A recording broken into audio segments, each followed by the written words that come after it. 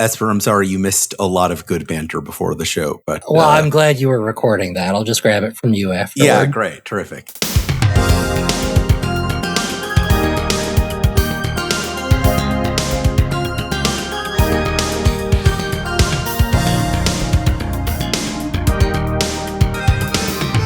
This isn't a brutality. This is a fatality. This is Insert Credit, a convergence of video game experts assembled to address an array of enlightening topics on said subject, as punctuated by a radical buzzer. I'm Alex Jaffe, and my favorite first note from a piece of video game music is that opening trill when you walk into Hyrule Field during the day in Legend of Zelda Ocarina of Time. Yeah, I'm Frank Cifaldi, and the first thing that came to mind for me before Jaffe took it was Ocarina of Time, but it's the whatever the instrument is that plays during the like attract mode, you know, like so it's just that. It's like, I'm sorry, Jaffe said first note. That means one single note. And then I did the entire melody, and then I repeated the first note. Okay, got it. I'm Brandon Sheffield. I don't know if this is cheating if it's a note, because I like the opening in Pan's Dragoon when it starts. It's like it feels like it's one expression from a trumpet or whatever that instrument is. So I'm gonna say that one is pretty good, funny elephanty sound to make at the start of your video game. Is the weird sound that happens at the beginning of X-Men on the Sega Genesis? Is that the first note of the song? So and then it goes. Is that a note? I think if you were doing an OST of X-Men, that note would have to be in there, and therefore it counts as part of the song. I mean, to me, it is the opening note of a hard day's night of video game. Oh yeah. Yeah, that would have been a great way to rephrase this icebreaker. Joining us this week to give her own take on the opening note of Hard Day's Night of Video Games is super producer of Insert Credit, Topic Lords, and a whole bunch of other stuff, our good buddy Esper Quinn. Hello, good to be here. My name's Esper Quinn. My favorite first note, which is to say the only one I can think of that hasn't been mentioned yet, is the one from the Pokemon Red and Blue. I'm going to do the full melody like Frank did, but it really is just the first note where it goes do do do do do do do do do do. But that strong do is just very. I think it's punchy. It's direct. It really draws attention. I think that's a good way to go. The forums got very mad when we said on a previous episode that we didn't like the music from Pokemon Red and Blue. A lot of people got mad about that. I mean, nobody said Red and Blue specifically. Talking about, I think some people were talking in the YouTube comments. At least people were nobody over here said Red and Blue specifically. Sure. Fair enough. I said all Pokemon, which does include Red and Blue, right? But I meant in the curve of Pokemon, the music is subpar, and I still believe that to be true. You can find individual cool songs all you want, but on the whole, I would say that they are against making cool music for that series. I would say mediocre instead of subpar. I can't vouch for anything past the Game Boy Advance, but otherwise I'm right with you. I mean, I think that in the context of Pokemon, mediocre is subpar. Like, you have to reach, if you're not reaching the level of the game, which is far above mediocre, then mediocre music is subpar. It's dragging the experience back rather than propelling it forward. It's a question of framing. It deserves to be held to a higher standard considering how ubiquitous Pokemon is. That's right. I get that. Here is my first question today. Everyone's going to be mad at me again. Looking forward to it. Get in the comments. What do you look for in a good video game castle? Gold, skeletons, rubies. Yeah. A path to the exit. To the exit. Traps. You got to look for those. Yeah. Monsters. Doors. Grinding, especially. Doors, yeah. Doors, keys. Half of a unicorn head and then the other half of a unicorn head. There you go. That kind of stuff. Yeah. Key Some cards. water, but not necessarily a body of water, but at least ankle depth water sometimes. Sure. Manacles hanging off of a wall. Mhm. That's Oh, pretty yeah. cool. With like half a skeleton on there. Well, Yeah, not every yeah. time. Like there's it's like there's 3 of them, and the one in the middle has One a of them is skeleton. half a Right. Yeah, skeleton. yeah, Yeah. yeah. Where'd those legs go? You might have a note that he wrote somehow while Yeah. shackled up Mhm, there mhm. Yeah. that you can Mhm. read.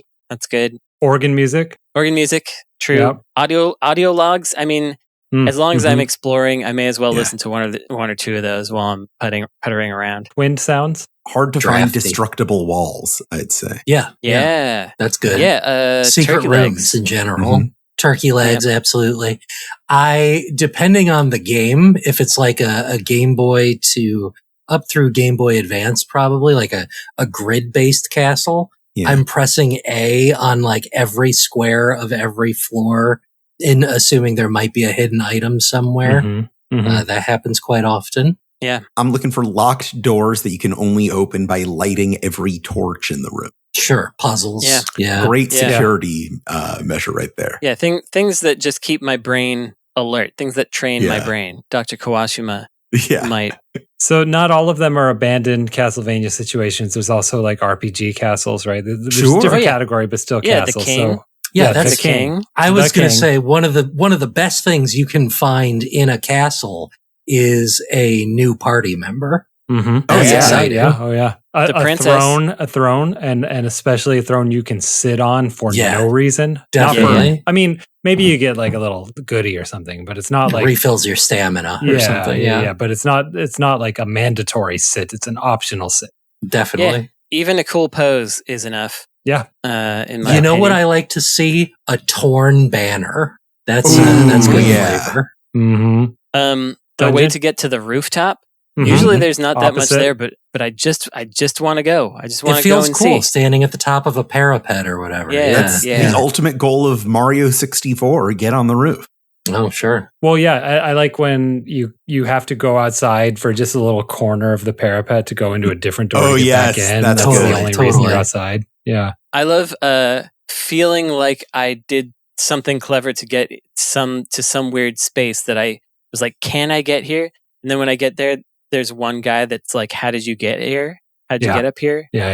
it's- Mhm. I like looking for that guy. You know what I like is top-down view. I'm imagining like a Link to the Past or a Pokemon type thing where you are on a floor and you can see there's a room over there, but you can't get there yet. And then when you get into that room, you can see, oh, this is that room. Oh yeah. I mean, speaking of which, I'm always on the lookout for that one room full of treasure that's in jail. You know what I'm talking about? Like there's Yeah. Absolutely. there's like a that million treasure broke the law. Yeah, there's a million treasures in there that broke the law, and the king will give them to you at some point. Yeah, you have to Some point. remember that they're there halfway Yeah. through the game Yeah. when you Yeah, have yeah, the key yeah. for it. Yeah, then you go back and he's like, "You saved my daughter a little while ago. You may have these jailed goods." And you can see there's a cool sword there. You know it's going to be better stats than what you have. Yeah. Yeah, they I better like have when- better stats. I like when there's implied infrastructure. Like there's a room where clearly like the cooking happens. Yeah, there Oh, you yeah. go. And there's a chef that's like, get out of my way. Yeah. oh, You know, I always talk to the cook and I always read the books in the library, but I never really care. Like, I want to find them, but when I'm looking in the library and it's like the history of Isranasa, I'm like, man, I don't know. Well, I don't read Yeah. books, but yeah. I want environmental storytelling, not text-based storytelling. That's Ash's arena. Is Yeah. all that lore stuff there. yeah. But she's Frank's not mention here. of infrastructure reminded me of the castle sort of at the end of the first act of Baldur's Gate 3, which best thing in there is that there are like rafters above everything that you can sneak around on and take pot shots at dude from above. Cool. That's really good to have. Yeah, it's Yeah. good stuff. A chandelier you can cut down. Yes. Yes, and swinging on Mhm. those chandeliers, like, or jumping on Absolutely. top of them, like in I don't know, some Persona 5 and also Resident Evil 4. How Jumping on them strict are things. we in the definition of castle here? Because Persona 5 calls like every level a castle. Yeah, I don't know. My home is my castle, so There you go. What about a big old banquet hall? Sure. I mean, I Yeah. feel like they rarely don't come do you. Sometimes I mean, imagine like Skyrim has some Right. of those, and you can grab like food and stuff off the table. But there's Back to the not really turkey leg. ever anything like Yeah. unless the throne is at the end of it. There's not ever anything really cool there. There can be a cool puzzle though. Sure. There isn't often, but I'm thinking about it's not a real castle. It's kind of like a fake weird dungeon room. But in Crow Country, there's an area with a bunch of people who were poisoned by eating mushrooms, and you have to like eat mushrooms in the right order to not die, but unlock a thing. That kind of stuff is fun. Like that one stuck out. Yeah, that's banquet hall material right there. Established a pretty good guidebook on how to make a good castle. We've cleaned out the castle. Castle. Question 2. What kinds of video games have the narrowest distinction between what makes a bad one and what makes a good one? Oh, yeah. Puzzle games? Oh, what kinds? I guess puzzle games are like puzzle games and shooting games. It's just down to like points and movement. So they're the simplest. And so it's easy to flop one way or the other. I was thinking like games where I think a lot of games in the adventure genre can be subjective enough that the individual could fall on either side. Like Deadly Premonition is a good example of that. Or Earth Defense Force. I think a lot of people might think it's incredibly stupid, and a lot of other people might think it's incredibly stupid, but they both feel that's good or bad. I might be taking Frank's answer here, but when you said adventure games, I thought of point and click. You're on a real razor's edge of whether or not you're making a good game there. That's true. I feel like you got it or you don't with those. Yeah. It doesn't feel that narrow to me. I can't think of many adventure games where I'm like, oh, it's almost there, but God, this little thing annoyed me. It's like it's either not good or it's good. That's what I'm thinking. It's like either this is going to be good or bad. Is that not what the question was? Yeah, maybe I didn't understand. Like narrowest gap to me. Oh, yeah. Okay, that's like actually a good point because there's no middle ground, right? So that's what I'm saying. I guess we're saying the same thing. I guess I'm agreeing with you. Just interpreting it differently. I think I was doing the opposite of the question, which is what has the widest gap of quality. But point and click adventure is a great answer. I feel like you can make a pretty bad fighting game and still have a good time, so that's not the answer. Yeah. Anything where you can mess around, is like has a much wider gap. But so I think puzzle games are pretty good. Shooting games are pretty good. Although I don't know, some puzzle games like you can really if it's a versus puzzle game, for example, sure, it being bad can be totally fine because you're just yelling at your buddy. So I wonder if like gacha games are constantly on that razor's edge because there's a constant battle between how much fun or serotonin or whatever they're giving. Serotonin's not the one. Dopamine. What's the amount of fun you have to put in this game? Mm-hmm. Yes, indeed. How much dopamine versus how much like misery they can how many blockades they can put up in front of you. There's, I guess at Comiket, there's something called like Blue Archive. I don't know what it is, but they made some adjustments to their gacha, and Comiket, the big doujin event, lost I think it was like 40 vendors in protest of the changes to Blue Archive. Like they were all doing Blue Archive stuff, and then they all called off because of these gacha changes, which were apparently terrible. Yeah, so Love and Deep Space has that same problem. I've seen a ton of articles about that getting ripped apart lately. I know a lot of people are upset at Pokemon TCG Pocket because those slots aren't loose enough. Yeah, I mean that's the real that's exactly what Brandon said. Is you're constantly trying to find this shifting line between what is generous enough and what is profitable enough. And the incentive is to go profitable, but everything will fall apart if you push too hard. Right. And amusingly, sometimes being too generous with people can be overwhelming. Like say you don't log in for a month and then you got all these little trinkets that you gotta click away before you can remember if you liked this video game at all. And that's after downloading the 7 gig update that takes 40 minutes for some reason. Indeed. It's a shame that these days updates to software are so often filled with dread. Like you're, oh no, what are they going to do? How's there going to be AI in this now? I'm going to have to cancel my Comiket presentation. Anytime I'm downloading a big update to a gacha game, I think they're putting all these guys in my game. I'm just not allowed to look at them until right. I roll them. Jeffy, I'm sorry to have to tell you this. That's kind of how video games work. Yeah, it kind of is, isn't it? It's not DVDs. Do you all remember that big discussion a long time ago about like file sizes? Like when there was an update and you got like, there was paid DLC that cost $5, but the update itself was like 35 kilobytes because it was already in the game. Oh, yeah. It was just like some code unlock. People were really upset about that, but the battle has been lost. Yeah. Now it's the norm. All right. Norm. Here's our next question. Hey, Esper, when you're doing video for the podcast, what are the hardest video games to find good footage for? PC 98 games. Oh, yeah? Brandon. Sorry. It's actually very nice anytime anything from after 2020 gets mentioned. Thanks, Ash. Because I'll be able to pull up a trailer, guaranteed.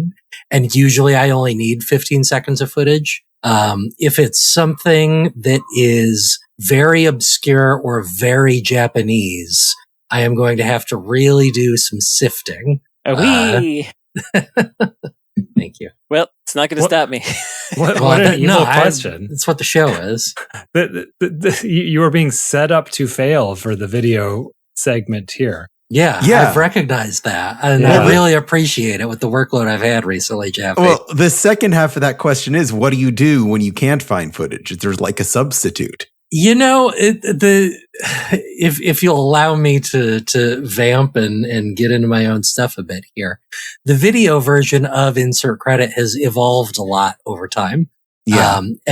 We used to not even have cameras. Now, if I don't have video for something, I just leave it on all of our beautiful faces, lots of footage of Frank looking at his phone, lots of Brandon looking at his collection behind him. But before, I used to just if I could think of something tangentially related to what was going on, I would just put that on and I would loop it for 6 minutes. I miss those kind of weird 6-minute loops. That's kind of the impetus behind this question. It was kind of neat. Well, I'm just going to pull up some stock footage for this one. Thanks for the opening. I want more stock footage at Insert Credit. I used to have the recommendation guy who would do this during the whole recommendation I remember Rec segment. Guy. Yeah, I love that. I still have him in my project folder for every Insert Credit episode. So spiritually, he's there. Still part of the show. If you could, for this segment, if you're going to use stock footage, if you could get some footage of someone making a soup base, I think that would be a fun joke just for me because it's stock footage. Stock footage. Yeah. You got there it, we buddy. go. Maybe, do you have any footage of a guy in medieval stocks? That could work. If you want something specific, I don't have it, is what it comes to with stock footage. Like a Wall Street graph. That could also be stock footage. Yeah, I think I do have that. Somebody skulking after someone down the street. Stalk footage. Yeah, you could always put Ghost of Chernobyl. Big ears of corn. Big ears of corn. I was just going to say that'd be perfect. Stock footage. Frank, you got any of these? Well, I mean, any synonyms for homonyms for stock? Putting boxes on shelves. That's stock footage. Where I was going is what's cool about the show is that I could just name a game and then suddenly it has to be in the video. You'd be like, hey guys, did you know that Daria had a PC game? It's called Daria's Inferno, and it's really weird. And if there's screenshots of it, we're looking at it now. There's a full playthrough on YouTube. But the problem, and that seems like the perfect solution. However, I only use Creative Commons licensed footage, which severely reduces my pool of availability, but not as much as you'd think. We could just see a slow pan on the Moby Games page for Daria's Inferno. That's not a bad idea. Yeah. Daria's Inferno, huh? Mm-hmm. Yeah. Is she lighting stuff on fire? No, she's in her own personal hell, which is she's just trying to get by, and everyone's trying to touch her. Sure, that sounds I actually bad. think it's a real. So there is a review by Pushing Up Roses that does not like the game, and it's not a good game. But the complaint is that it's basically not virtual stupidity or something. The Beavis. Yeah, I was going to wonder, is there a Beavis and Butthead cameo? No, it's more of an arcadey game, but I think it is very on brand. It's like Daria's dreaming and everyone's in her way. Yeah. And it's just like bad navigating around like people just being in your way all the time. They made a game about existing as a woman. Existing as Daria. Like Daria is a specific kind of girl. That's true. And I think it fits the theme very well. You know what's very hard to find footage of is old browser games. Phone games sometimes. It's hard to find footage of phone games that does not have like an Android D-pad and button touch overlay on it, which is annoying as hell. I don't ever want to use footage that has a streamer's face in the corner. I don't ever want to use footage that has a like and subscribe thing pop up in the middle of it, which I have done before. Please don't go looking for it. Sometimes I miss it. Sometimes I don't look at everything that I use because I'm bad at my job. No, that's not true. No, I'm good at my job. I'm just lazy. Under time pressure here. If you compare the production value of this podcast to any other video game podcast, you would fail to do so because this is the only video game podcast. That's true. Right. Yeah. That is correct.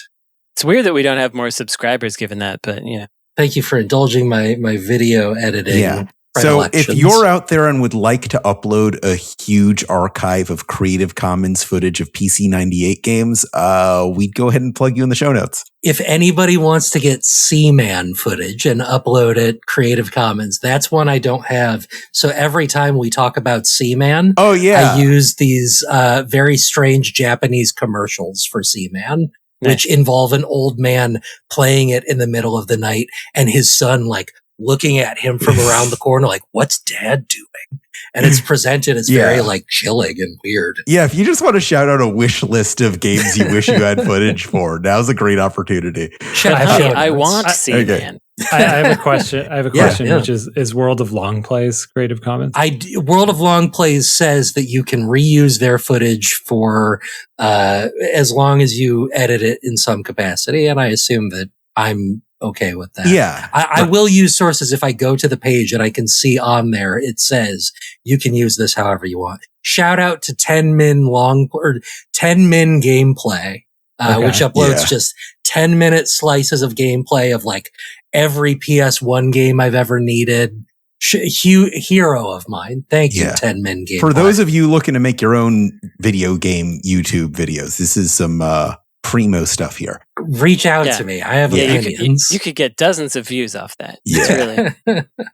And then I will steal that footage and use it in our show. What do video game writers get away with that would never fly in other forms of media? Talking about button presses. Yeah, if you did that in a movie, it would be strange. If Brad Pitt said, press select to open the menu, that'd be a little odd. I was going to make a joke like not being in a union, but that's... Oh, yeah. There you go. Yeah. It's a joke, but also it's very grim. Yeah. That's Frank's brand. Writing the same thing dozens of ways, but then using all of it. Yeah. Arcs, yeah. Oh, yeah. That's actually a good point. Yeah. You have to write 13 ways to say I need to reload my gun. Yeah. Yeah. And like you might do that as a writer for film or books, but then you would use the best one. Although I will say with like second screenwriting, where like more and more writers are assuming that you're doing something else while watching the TV show or movie, people are narrating their actions a lot more like they would in video games. Yeah, it's pretty stupid. Discussing how things make them feel. Right. Yes. I, the villain, am going to attack you now. My evil nature drives me to do these things. Yes. My complicated past, whatever. I don't care. No one cares. You'll remember in the previous episode when I mentioned character limits feels like a thing where it's like, well, I have to fill out this item description, and that's not really a problem in movies. It is in like word bubbles in comics. Yeah. To an extent. Yes. Character size. Yeah, character limits are for sure. Yeah. I mean, the comics might be an exception if the Marvel method is still a thing, but writing after all the other stuff is done, like writing after the fact is uniquely video games, I think. Yeah. You don't do any post-production writing usually. Yeah. Unless you've messed something up, in which case. Yeah, there's still ADR like in all the Italian movies. Those in the 70s, 80s, lot of those people were saying 1, 2, 3, 4, 5, 1, 2, 3, 4, 5, and then they got they didn't even know what the dialogue was, and all that stuff got dubbed in later by people. But usually the script was written for the most part first, but not always 100%. I don't think we make like Italian Hercules movies anymore. No. I know. No, it's a shame. Other things we get away with. Let me think. We maybe get away with more cheeky fourth wall breaking than other media. Like, I think we can wink at the camera with greater ease, without it being like a whole big deal. Well, yeah, without it being like this is part of the flavor of the thing. Yeah. Like Rick and Morty does that all the time, but that's because that's what Rick and Morty is. Yeah, and maybe, I think you can get away with bad writing a little easier in video games. I think not only are the expectations lower, there's also just like, you can get away with individual bad lines because they'll get lost in the soup a little more than they would in something where every line is scripted, has your attention directed straight for it. Yeah. Yeah. Because you're not going to hit it at the same point at every single time, the same way you would in linear media. Yeah. All right. Pretty good answers, everybody. Let's take a quick break. Oh, okay. Squat-a-la. I have a cherry float Coke Zero, and I love it. Ooh, I want that. It's pretty good. It's just a cherry vanilla Coke. That sounds very regional. I don't believe so. Let's check the Instacart on that. You could check Beverages in Mo. That's the kind of place that will have even the regional beverage. They put Bev Less right out of business. Yeah. Okay, Safeway here in California does claim to have cherry float Coke Zero. So if you need to stop the show to go check with them to make sure they have it, I think we're all okay with that. That's this takes priority.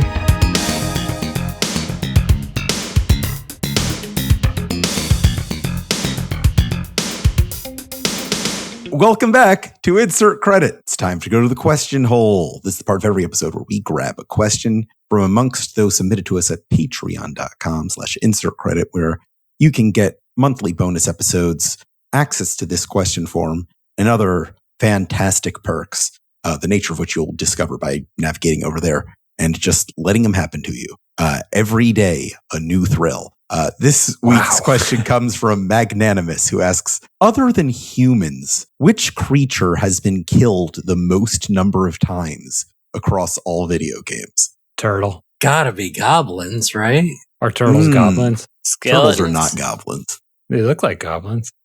No, they're both green, well, but when that's the turtle where comes out of the shell, isn't that a goblin? Are reptiles?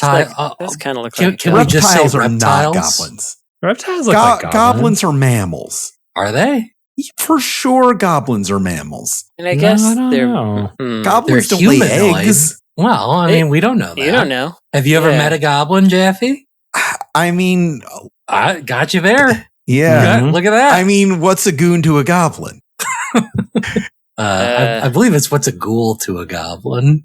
I've heard it both ways. Oh, okay. But turtles is a reasonable answer, just given the sales numbers of a Super Mario Brothers game, right? So would turtles outrank Goombas in that case? Or? Probably not. No, but is a Goomba an animal? Oh, wow. You're really blowing my mind right now, Frank. Goomba's a fungus, I think. Huh. The question was creature. I believe a Goomba would count as Goomba's a creature. Okay, yeah, Goomba's a creature. I'll argue for that. I'm feeling like kind of a more interesting question. Is a Goomba an animal, though? Yeah.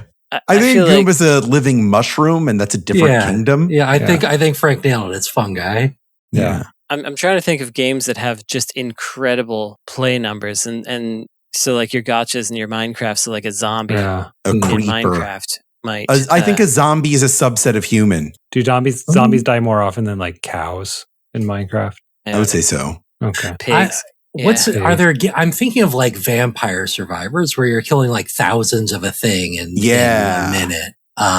That leans towards skeletons and bats. Yeah, bats are the most common enemy in that kind of thing. And I think a Zubat in like a Pokemon would count towards the bat count. Sure. No, I don't know if we can count Pokemon necessarily. They're their own thing. And they don't really die. Yeah, that too. They go back in their Pokeball. What about wild Pokemon? They faint. I think they just faint. Yeah. Yeah, they faint. That's what it says. You just leave them unconscious in the grass and you walk away. Yeah, the question does specify kill. Yeah, nobody dies in Pokemon. That's true. Robots are not creatures, are they? No. No, I wouldn't count a robot as a creature. Yeah, no robots. Like a cyborg creature. Yeah, it's still maybe. I don't know creature. how often I'm fighting cyborgs, though. Yeah. No, Oh, that's cyborg right. creature. Come on. Cyborg Okay, yeah. creature. If it's a like a Mother turtle. 3 or something, right? Like Yeah, but I can't T-Rex. imagine that being the most. Right. No. Yeah.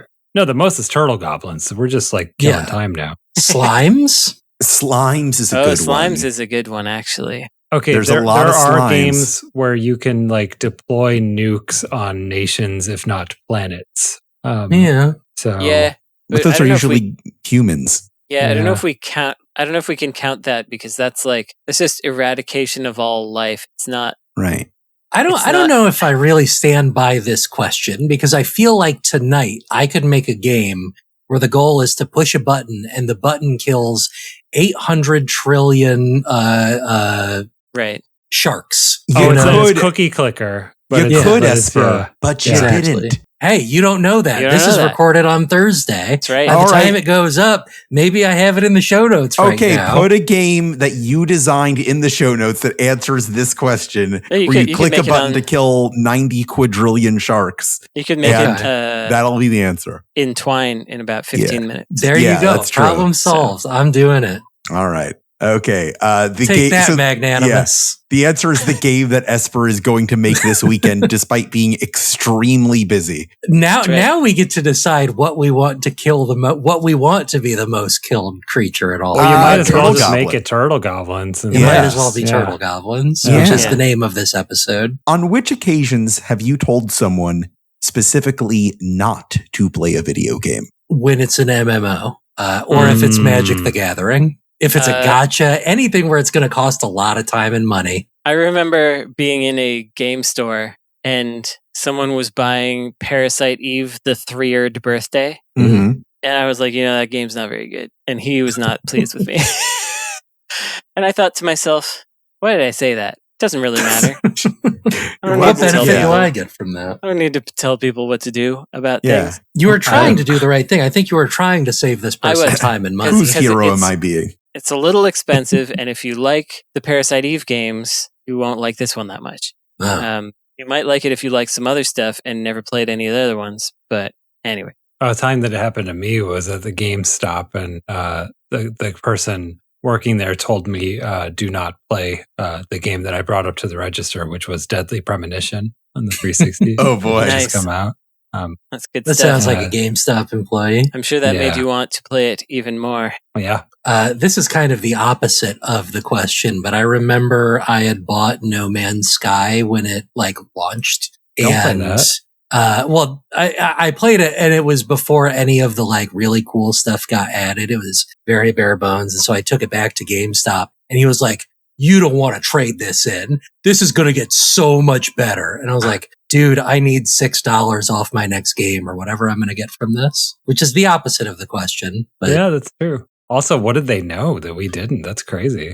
maybe some stuff had been announced by that point, or Sean Murphy was on a apology tour or something. I don't know. I mean, by all accounts, the game is phenomenal now. I haven't touched it. Mm-hmm.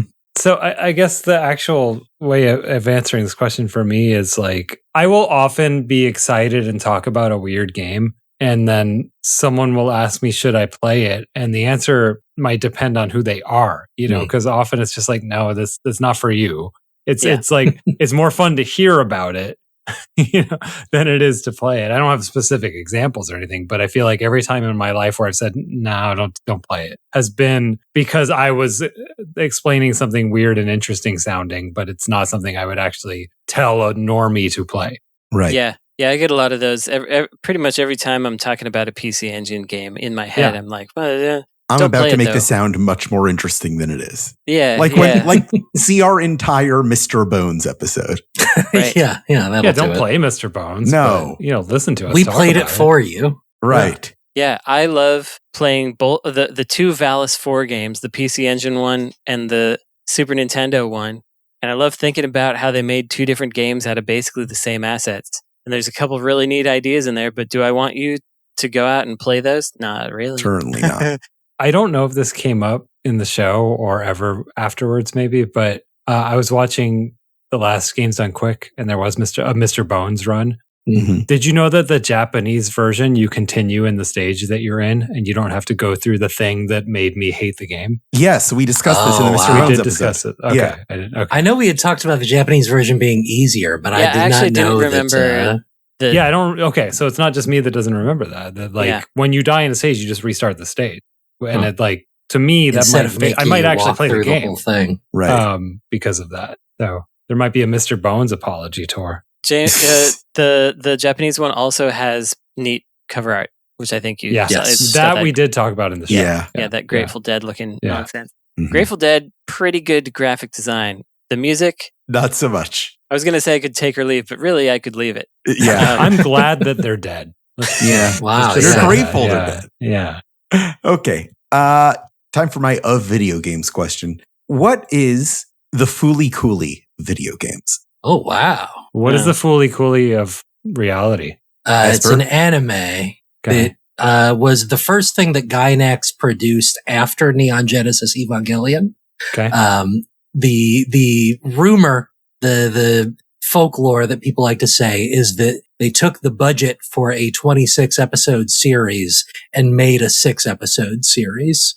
Okay. I don't think that's true, but it's extremely sort of visually bombastic and, Right. and creative and propulsive with a very good soundtrack. And also it's a coming of age story that was formative for 13-year-olds like me at the time. And also, I really don't like it. That too. Yeah. Yeah, and Brandon Uh. specifically doesn't like it. Okay, so Nintendo made it. Yeah, right. Um, So Nintendo. it's a Nintendo game about sex. Yes. Yeah. But- yeah. Rub Rabbits. Yeah. That's Sega. Rub Oh, Rabbits. Sega, fool. Mm. There you go. It is on the DS, but Yeah. I can see why you would be. Well, did we discuss? We got Star Fox in there as like the what was the reason that we were turning Star Fox erotic? I forget in a prayer episode. There was something that had something to do with that. I'm Was trying it to make just the that connection here. Ash thinks the characters in the new trailer are Yeah, horny Ash, or whatever? yeah, Ash thinks the new Star Fox characters are sexy. There was something else. It doesn't matter. Yeah, I don't think there's been a Nintendo game. I think all Nintendo games are as far from being about sex as possible. I Fooly think- Cooley's pretty tough. yeah. Fooly Cooley's pretty singular. There's When not I a think whole about lot of Fooly stuff Cooly, I exactly think like about a very short anime from around the turn of the century that was way more impactful than like I think anybody had imagined it was going to be. You know, I think this isn't as impactful, but in terms of like design, aesthetic, and like being a specific thing for a specific type of person, I feel like Sin and Punishment is kind of it's got like a similar vibe for me, and it also has that kind of like it's formative for a certain kind of person, and other people look at it and are like, I don't know what that is. Sorry. What about Shenmue? Right, so it's someone who had success and then spent way too much money on something It's good with from way that too angle, many for features. sure. Yeah, and yeah. it was formative to some people in terms Yeah. of like what games could be. The only problem is the vibes are so different. Yeah, Sure. Shenmue's very reserved and even kind of stoic. Well, do I have to get whereas- like what 9 out of 10 aspects for it? To Yeah. Yes, Yeah. exactly. Yeah, how many aspects can we get? I don't know. In terms of vibe, something like I don't know, like No More Heroes or something, or Yeah. it's very Yeah. bombastic and over the top, constantly throwing visuals in your face and doing weird. Bayonetta has a lot of that. A lot of Platinum games kind of had that. You know? Yeah. I don't know, Mad World. It's also very short, which helps. That world Mhm. doesn't have enough colors to be whatever this Yeah. is. It's true. But Furikuri is actually relatively muted color-wise. It's more like stylized animation. It's got some color to it. It's got bright red robots, cool teal robots, a bright yellow Vespa. What about something Atlas? Yeah, maybe like a Persona.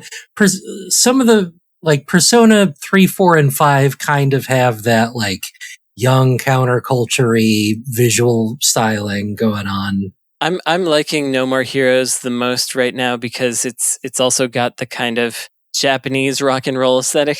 Yeah, Yeah. definitely. and sound and vibe. I haven't played No More Heroes. I don't know enough about it. My impression is that No More Heroes is a little bit stupider than kind of what Fooly Cooley's doing. Although maybe that's just me.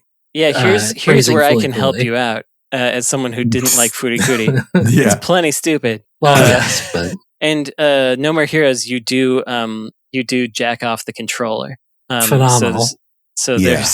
There you go. there's the Don't emulate it. That one needs original hardware, people. That's right. That's right. It's very important. Yeah, I think No More Heroes is a good answer, Might be and as close as we're getting. it's also kind of a good answer. It's almost flipped company wise, but rather than the thing after a first big success, it is the first big success for Grasshopper, but it's after many successful experiments beforehand. So I think it's pretty close. Pretty close. There you go. Travis Touchdown is the Haruko of video games. There you go. That's right. I'm okay with that. With that, it's time to go on to our lightning round. I was thinking about the game we played a while ago with Ash, where we all kind of had to fill out a grid for alphas and omegas. And I kind of wanted to do something like that again, but turn around to our guest, Esper Quinn, to be our host this time. Okay. So what I am going to do is we are going to play a little game that I'm calling Magic the Sortening. This is a game for Frank, Brandon, and myself to play with Esper as the judge. Esper is going to briefly remind us of the attributes of the characters or creatures that each color of magic is ascribed to. Oh my god. And then each of You're us gonna are have to going... type this or something. Yeah, I'm not going to remember that. I'm on it. The important part is that after Esper's description, we're each going to write down a video game character or creature we think would best fit each color. Whoever Esper deems the most correct out of 5 wins. Okay. Understood. Okay. We're doing video game character astrology for Magic cards. Exactly. Yeah, exactly. We're picking a white character, a black character, a blue, green, or red. Or white, blue, black, green, red, I believe is the correct order. Or red, green? White, blue, black, red, green. There you go. Wooburg. White Wooburg, yes. After Magic the Gathering creator Garfield Wooburg. All right. So the way that I will describe these colors, white is generally about order, the collective good as opposed to the individual. There's lots of very small creatures in terms of like just big armies made up of small soldiers or whatever. Blue is the color of knowledge and craftiness and sort of magic. It's very wizardy. Black is the color of ambition and the individual over the collective. It's all about ruthlessness and using whatever means necessary to achieve your goals. Red is the emotion color. It's about aggression. It's about being direct. It's about doing what you want when you want to do it, not repressing yourself. Green is about finding your place within the collective, fate, destiny, these sorts of things, growth, nature. Green has always seemed a little bit more ambiguously defined than others, but I'll be able to help judge things. So, all right. So now for it. it's our job to write down one character or creature from each of these categories that we think would best fit in them.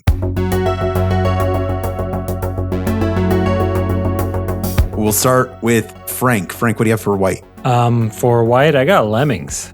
What I got. Lemmings are a very good example of a white creature. I think that if lemmings were translated into Magic the Gathering, they follow very orderly paths. They're little dudes who are part of a collective. Very good answer, Frank. They work toward the collective good, which Correct. is what you typed and what I was stuck on. So, There you lemmings. And if it has to be a specific lemming, it would be the kind that like stop people, or maybe Sure. even the ones that explode, the ones that are a little bit selfless. Well, in Magic, there's a specific creature is legendary, so if that's a guy with a name, but there are just creatures, so you could be like, so oh, this is just a lemming. lemon. All right. Yeah. Lemmings. Great. What am I next? Yeah, for white. Pikmin. Pikmin, also A a Pikmin. very good example. Pikmin are pretty green. They're pretty nature focused about the growth and those sorts of things. But I definitely think, in Magic, there's lots of dual colored creatures. There's white, green. Yeah, I guess is I didn't kinda think where about I how put they Pikmin. couldn't be anything else, because I think of them as like a bunch of little dudes who go and do stuff. Yeah. And trying to do things for the collective good. But I guess since they do it in nature, they're not just Well, white. I mean, not only that, but they're kind of using their environment to achieve their goals in a way that limits her necessarily. There we go. I took a little bit of a different approach. I went to kind of like the Knight Paladin, like Code of Order route. Sure. And I went with Solaire from Dark Souls 1. The Praise the Sun dude, who's like the one guy with a positive attitude who shows up for chivalry in this like world of oppressive darkness. I think that's very white-coded. Sounds very spot on. Unfortunately, since I'm the judge, I'm going to have to detract you points because I don't like Dark Souls or know anything about it. So, Fair enough. this round, at least, I'm going to give to Frank for being the most directly on. But Brandon, you did very good as well. I'd like to hear your blue creatures, please. So for blue, I got Ignis from Final Fantasy 15, my boy who is wise and is trying to teach me the ways of combat, and is also crafting dinner and always seeking new culinary knowledge. Certainly, absolutely. I think Ignis is a great answer. One thing that I didn't mention about blue that's a big part of it that Frank has reminded me of is a pursuit of perfection, constant refining and improving over time. Ignis, again, huge nerd, got glasses. Personally, I think the hottest of the four boys. So good answer playing to the judge there, Frank. Brandon, what do you got? Dr. Kawashima. Okay. Very good. From Brain Training. I do realize I'm probably going to get docked some points because he's based on a real guy. But I think it's fine. There's real guys in Magic now, unfortunately. Oh, right, that's true. So he's smart, and he's trying to train you to be smarter in the pursuit of perfection. Wise mentor by repeating figure. Tasks. Yeah. So. Yeah, definitely. Very blue. I think a Dr. Kawashima card would certainly be. I mean, he is a doctor, so he could be blue-white, but I think you're on the money with that one. All right. Jaffe, what do you got? For me, I've got the judges from Final Fantasy Tactics Advance. The ones who like always put down a weird rule that like in this game combat, you're not allowed to like attack this class with this other class, or you're not allowed to attack them with like they always lay down a rule that changes the dynamics of the board for that combat. Totally. I do have to say that is more of a white thing. The rule setting is something that happens in Magic on our white cards. But I do think blue and white are not too far from each other. They're allied colors. Each of these colors have allies and enemies. So I'm definitely giving you credit for that one. You're doing well there. Also, I like Final Fantasy Tactics Advance. So there you go. I thought for this one I'd pick one you like. Play to the judge there. Yeah. I'm going to give that round to Frank as well. So we're at 2-0-0. 2-0-0. All right. It's anybody's game. At this point, At technically this yes. Actually true. Yeah. Yes. All right. Next is black. All right. For black, what I wrote was the bad guy in any JRPG, but if I've got to be specific, I'm going to go for Lewis from Metaphor Refantatio, which is the guy who kills the king and is attempting to dethrone anyone in his path, and is being corrupted by his own pursuit of power. Sounds ambitious. I like that. That is something that happens with black creatures and characters. Unfortunately, I have not played very much Metaphor Refantasio, so judge's privilege. That one might not be there all the way. But let's hear what Brandon has. But just know that he's all the other JRPG villains. He's Got just it. the stand-in. Yeah. Okay, so he's not evil per se, which is not necessarily a factor of black. Yeah, but he is ambitious. It's Nobunaga. No, for for there you having go. ambition. Good answer. Good answer. He's low on Ruth. Doesn't have a lot of Ruth. He's willing to do whatever it takes to unite all the kingdoms under one banner. He has a goal, and he is willing to use any means at his disposal to achieve it. Very good answer. I also was tempted to do literally any villain. I thought Dracula was the most obvious, but I also thought it would be more interesting to try and pick a character who like is a hero from his own point of view. And from that perspective, I think I gotta go with my boy Nier from Nier. He is a guy who literally damns his entire world for just a very singular, tragic purpose. Yeah, a very good answer. I think it's kind of between Jaffe and Brandon on this one. I do think Jaffe is doing a good job with Nier specifically, because I think Nier is cute. So, there we go. Both Papa and Brother Nier. So, I gotta say, personally, I'm not the judge, but a lot less ruthless Nier. That's true. Because he's also caring for a young child and doing fetch quests for people. There are things Nier would not do. Yeah. You know what? That's a strong argument. Brandon has convinced me. Brandon gets the point on this one. You're just taking advantage of the fact that I don't know anything about Nobunaga. That's right. He doesn't have Ruth. Ambitious. We know he doesn't have Ruth. He's without Ruth. Yeah, no Ruth. Red. Red. Color of his shoes, Sonic the Hedgehog, is it's very much like you just point at something that needs doing. Frank Knuckles is the red one. Sonic is blue. Yeah. Well, he's got red shoes. Yes, you are correct. As a matter of fact, there is a Sonic the Hedgehog Magic the Gathering card, and I believe he is red, white, blue. I think he's all three of those for some reason. God bless the USA. Yeah, designed by Sega America. Yeah. He's not white. I also don't think he's white. I don't know why he's white, other than they wanted to make that card. He's also not crafty or knowledgeable. He is singular. Well, you point me at the direction to run, and I run that way. In video games, but I think that within the story of a lot of what he's doing, Sonic does have a lot of, you read those comics, Frank.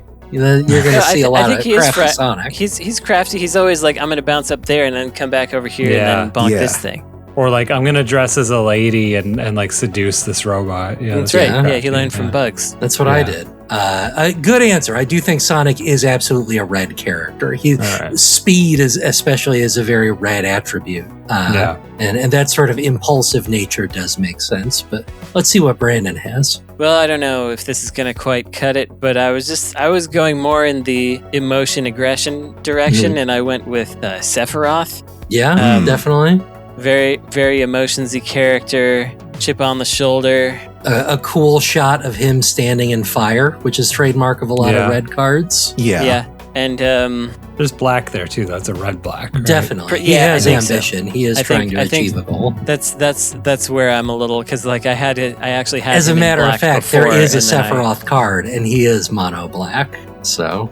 Well, looks like I lose. I don't think it's too far off, though. I could see a red Sephiroth going, but let's hear what Jaffe has. Looks like I'm picking the only one who doesn't have a Magic the Gathering card, unless I'm about to learn something this moment. When I was thinking about red, I was thinking about goblins and big armies of brutal guys who could rush the other player. Who else but the Zerg from StarCraft? The Zerg seem right. Yeah, that's good. That's just they might be a little bit green guys. Because they're very sort of naturally occurring. But yes, the classic Zerg rush is very much a red tactic. And since we allowed lemmings, I do think I am going to give this round to Jaffe. That seems most spot on. All right, going into the last round, it's Frank 2, Brandon 1, me 1. If there's a tie, it's anyone's game. It still is anyone's game. All right, Frank, what do you have for green? So, I'm not taking the nature thing literally, and I suspect that you don't have to. It doesn't have to be a natural creature. There's lots of interpretation that goes on with the color pie. I'm focusing more on finding your place in the larger system. I'm going with the kid that you play as in Tulip, who I'm sure has a name. But I could definitely see that. But this is a kid who moves to a new small town, and the entire game is about meeting and understanding those around you and learning your place within that microcosm of a society and kissing them on the lips. Yeah. Which is very natural way of expressing affection. Definitely. According to the Tulip Wiki, the main character is named Shujinko, which literally means the protagonist. Yeah, protagonist. There you go. There are Tulip cards. That was a very popular set. Oh, yeah? I do think Tulip might have a little bit of red there, given the desire to kiss as much as Tulip does. But I think you're right. It's not aggressive though in the game. Well, no, Like, maybe certainly not. Yeah. I do think maybe Animal Crossing Villager might be a little bit closer to what it was a toss for. up for me. That's what I was going for. Yeah, I think you're. I like think Animal Crossing answer, Villager is more like you don't have to find your place. You can ignore everyone. Tulip, you have to. Well, I mean that's part of it too. Is figuring out if you fit in and where you fit in. But I think you're good answer.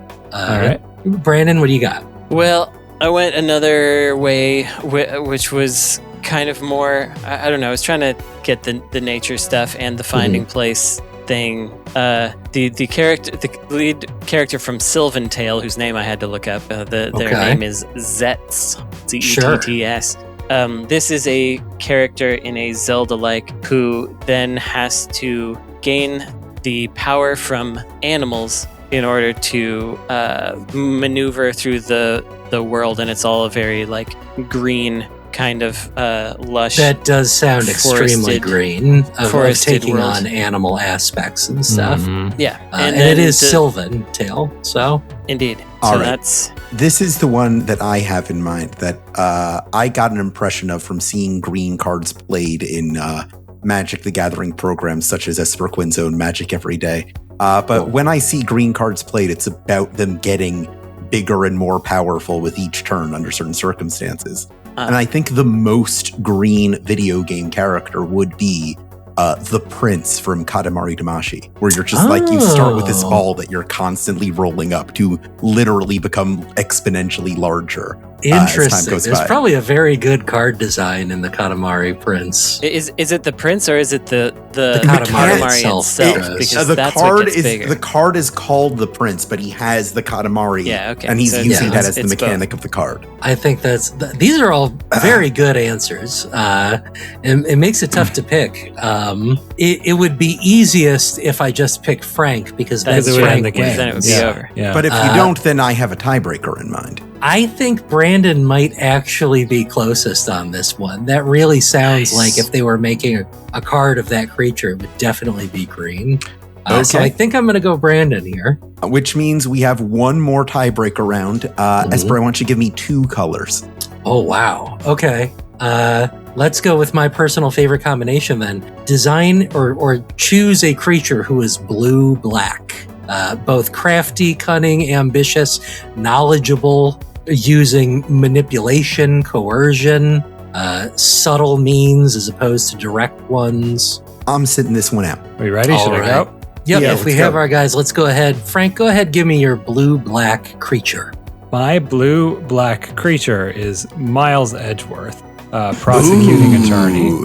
I think that is a crafty guy, full of knowledge, and I believe that he would not hesitate to do anything within the law to get what he wants. A very sort of I think that's absolutely a deep knowledge of an elaborate system that he can use against people. Yes, I think that's a very, very good answer. Brandon? Well, I'm gonna go with God, I forget who the main guy is.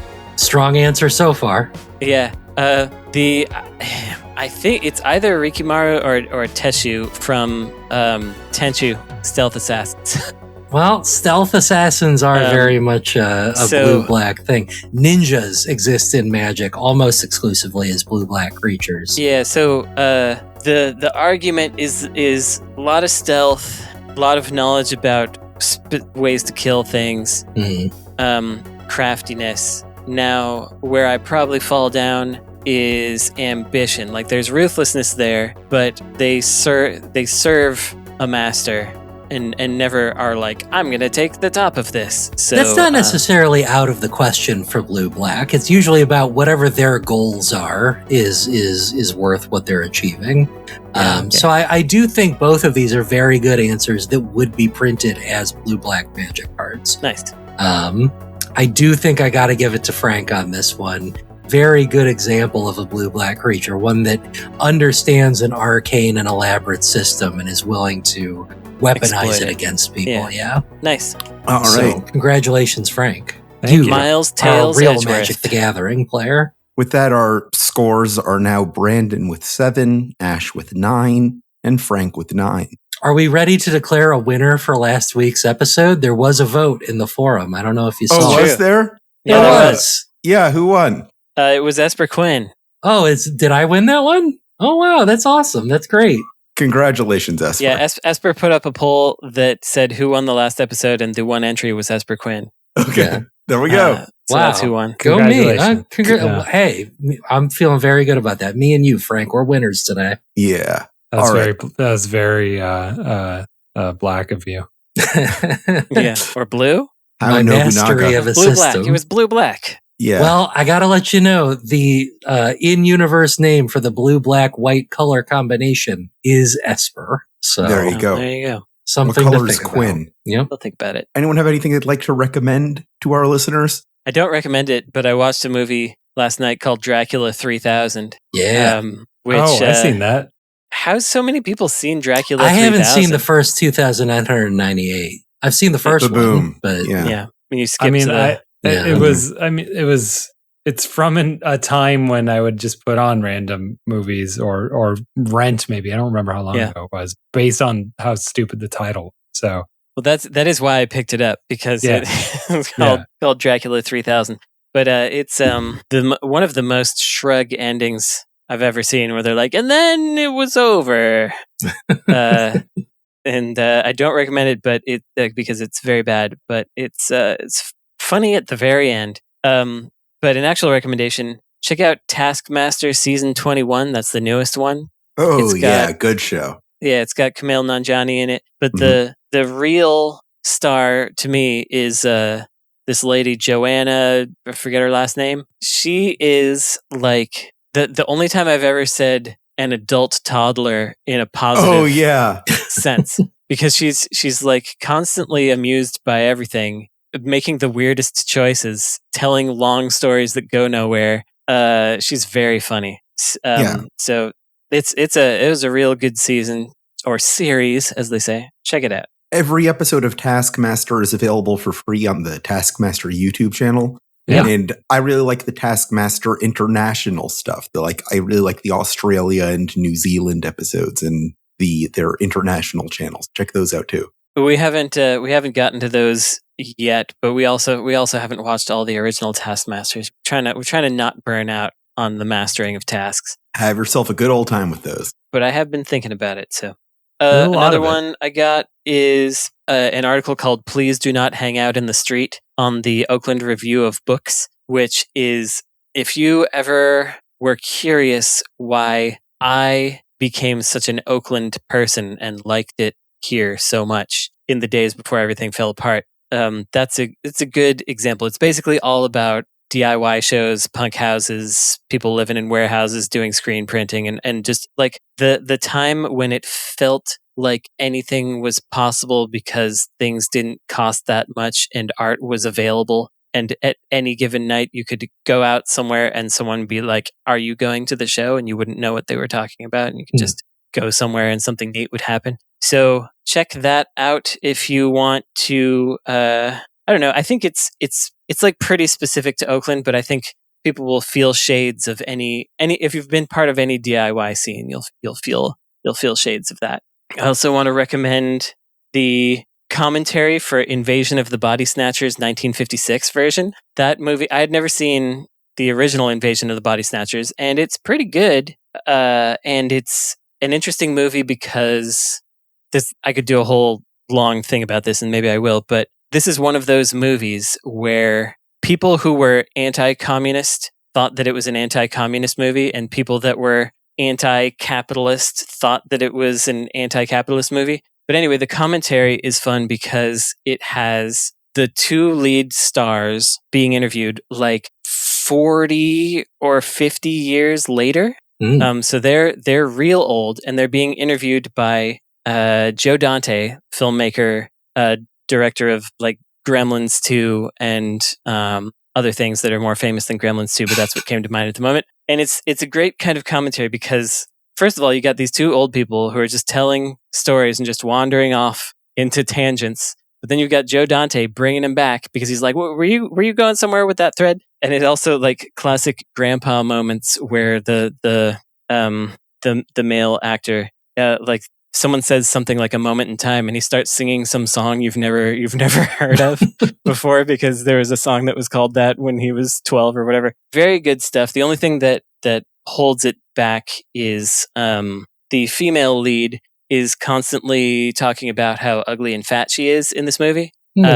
Which are two things which she shouldn't have that neurosis, even if it were true, which when you look at it is demonstrably the opposite.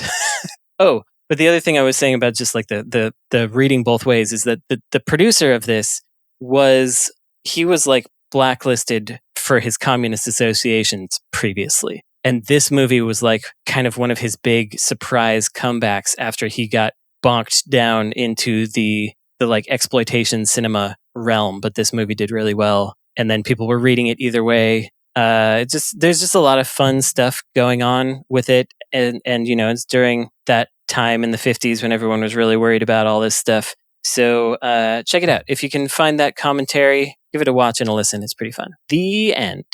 I'm going to skip because we're running kind of long. I have 3 real quick ones. I want to recommend the new Mountain Goats album, Days. If you know the Mountain Goats, you already know whether or not you're going to like that album. I want to recommend Lur Noise's webcomic Ekphrasis, which is very beautiful and interesting. It's still very early.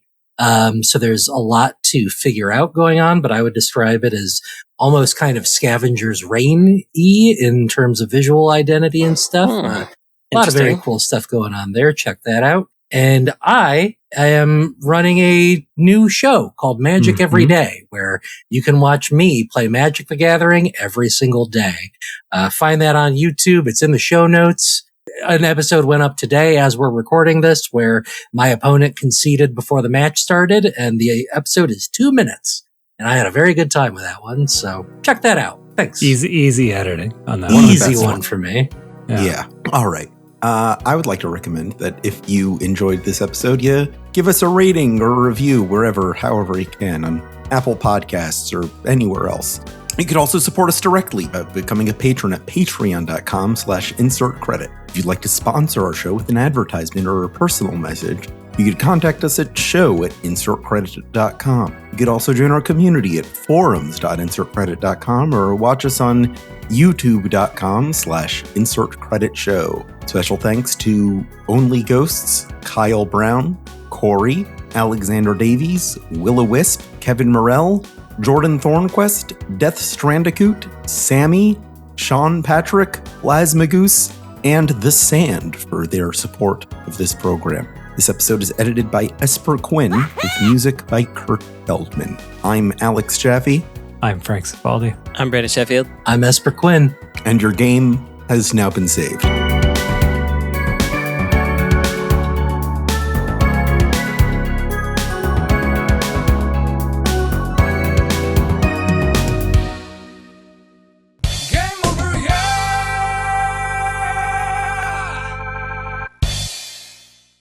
Wahoo. Good episode. Thank you for that, Good everyone. episode.